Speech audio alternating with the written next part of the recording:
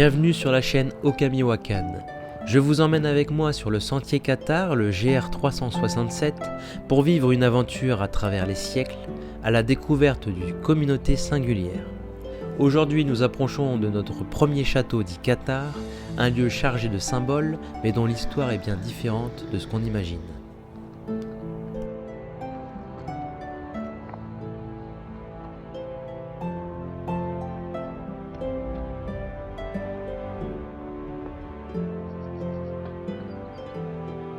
Je viens juste de quitter Durban-Corbière et aujourd'hui on visite notre premier château du Qatar.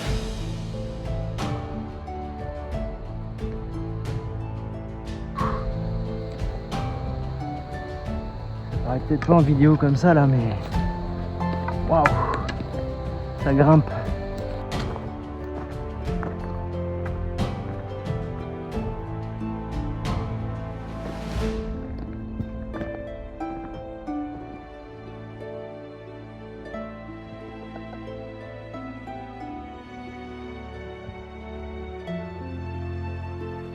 Construite en 1869, cette tour fut un lieu de prière et de pèlerinage pour les habitants. Mais en 1972, un orage violent l'a détruite presque entièrement. 3 ans plus tard, elle est entièrement reconstruite par les villageois eux-mêmes. Au sommet, une statue en fonte de la Vierge Marie, protectrice immobile, elle garde le sanctuaire. L'histoire de ce lieu remonterait au XVIIe siècle.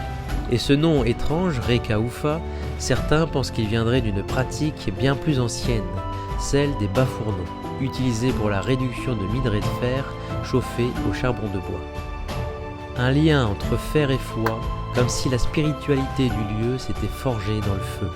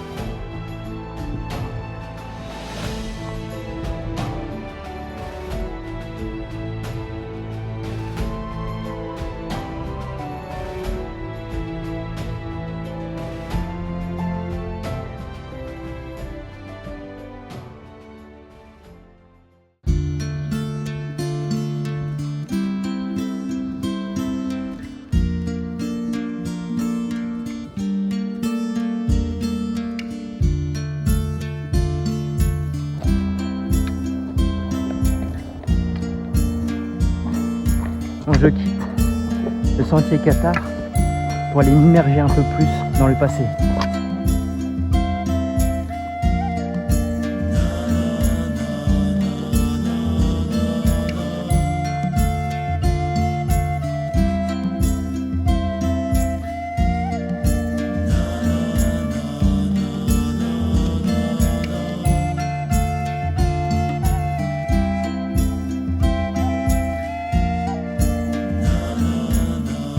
Au cœur des Corbières, non loin du village que nous venons de traverser, se cachent les vestiges du château de Castelmort.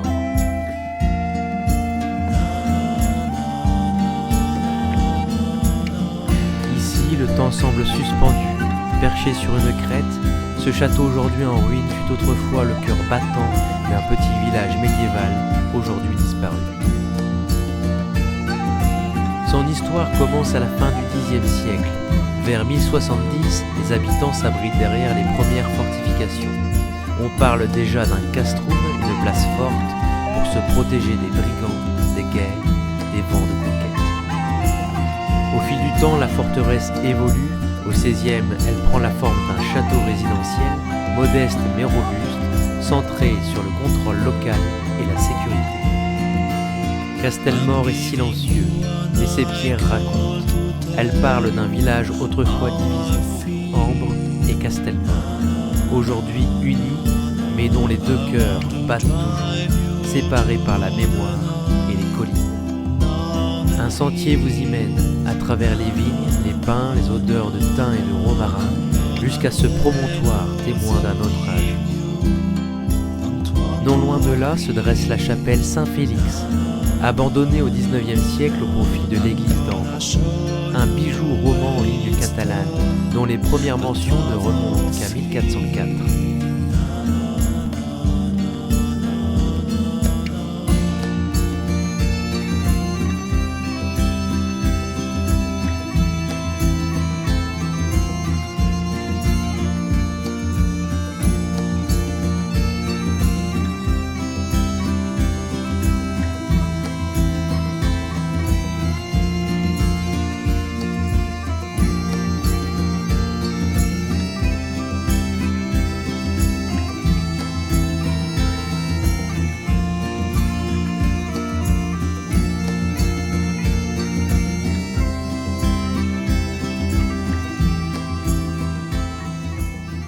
De nouveau sur le sentier Cathare, je viens de quitter Ambre et Castelmort et je vais direction Tuchan. À l'aube du XIIIe siècle, le Languedoc n'est pas une terre comme les autres. C'est une région libre, fière et déjà en rupture avec Rome. Une terre où les hérésies vont s'enraciner. C'est au XIe siècle que le catharisme commence à s'implanter durablement. Ailleurs en Europe, d'autres mouvements émergent, mais seul le Languedoc leur offre un terreau aussi fertile. Parce qu'ici, les seigneurs locaux jouissent d'une quasi-indépendance vis-à-vis de la couronne de France.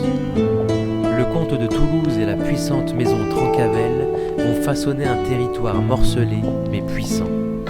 De 1060 à 1140, en moins d'un siècle, d'une dizaine de castrums, le territoire compte désormais plus de 60 forteresses. L'Albigeois confié par le comte de Toulouse à la famille Trencavel devient pratiquement autonome et une terre promise pour les dissidents religieux. Dans cette région, les réformes grégoriennes sont mal accueillies.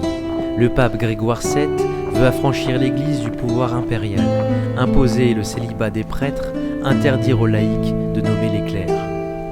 Mais ici, l'Église est en famille. Les évêques sont les frères et les cousins des seigneurs. Ils partagent terres, privilèges et résistance. Depuis le 7e siècle, la dîme doit revenir à l'Église. Mais dans le Languedoc, ce sont les seigneurs laïcs qui l'aperçoivent, assurant leur survie dans un contexte de pauvreté. Dans ce climat de tension, de réforme et de résistance, le Languedoc devient le foyer d'un incendie spirituel. Le pape, lui, observe et prépare déjà sa riposte.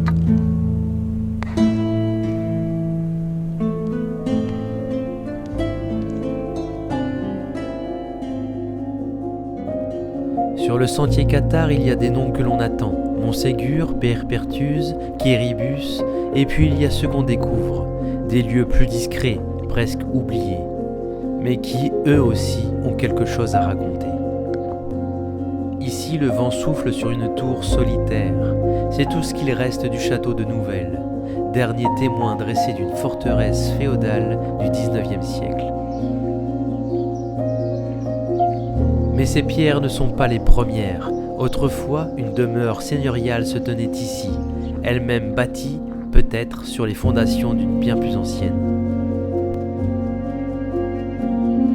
Aujourd'hui, les seigneurs ont disparu, mais la terre, elle, continue à parler. Le château de Nouvelle est devenu domaine viticole. Chaque grappe qu'on y vendange porte en elle un peu de mémoire, un goût de siècles passés. Plus loin, dans l'ombre des buissons, un autre lieu oublié, le château de Donneuve. Parfois, l'histoire ne laisse que des traces fragiles. À quelques mètres du chemin, Donneuve s'efface dans le paysage. Ruine silencieuse, témoin discret des grands bouleversements du Moyen-Âge. Peu de voyageurs s'arrêtent dans ces lieux, mais ceux qui prennent le temps découvrent plus qu'un vestige. Ils rencontrent un fragment de l'Occitanie, intime, authentique. Château Cathare en vue. Un dernier petit effort. Alors, bien mérité ce château. Le terme château du pays cathare est une invention touristique moderne, pensée pour valoriser l'histoire locale. Historiquement, ces forteresses n'ont pas été construites par les cathares, ni pour eux, ni même en leur temps. La majorité de ces citadelles, dont celle que nous allons visiter, datent d'après la croisade contre les Albigeois. Elles ont été érigées sous Louis IX, puis ses successeurs, pour protéger la frontière sud du royaume de France face à la couronne d'Aragon. Ces citadelles royales ont été construites sur les ruines d'anciens castrums, des habitats fortifiés plus anciens. Certains d'entre eux, il est vrai, avaient accueilli des communautés cathares, mais ces lieux ont ensuite été réappropriés par le pouvoir royal. Perché sur son éperon rocheux, le château d'Aguilar, littéralement le rocher aux aigles, veille encore sur la plaine de Paziolles et Tuchan, un site stratégique chargé de combats, de résistance et d'abandon.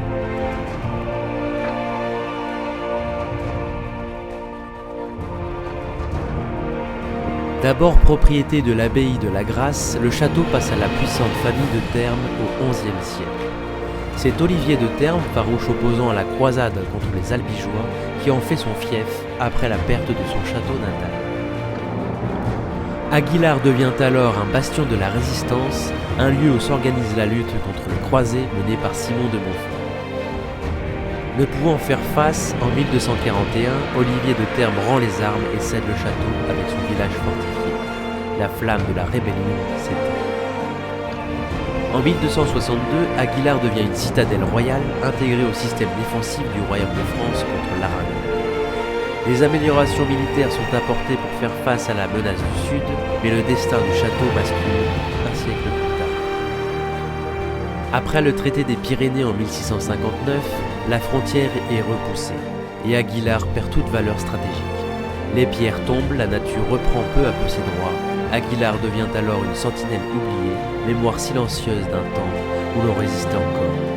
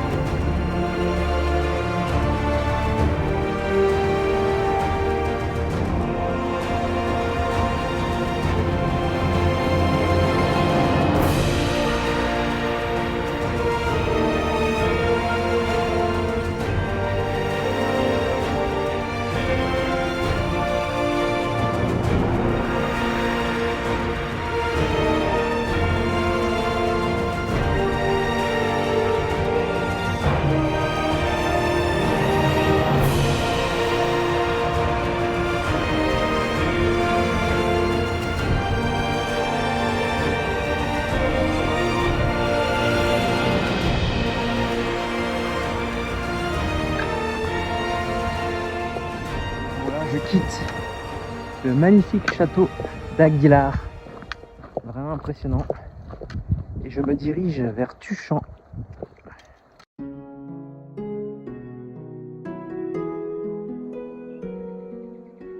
Rendez-vous demain pour la suite de l'épopée cathare.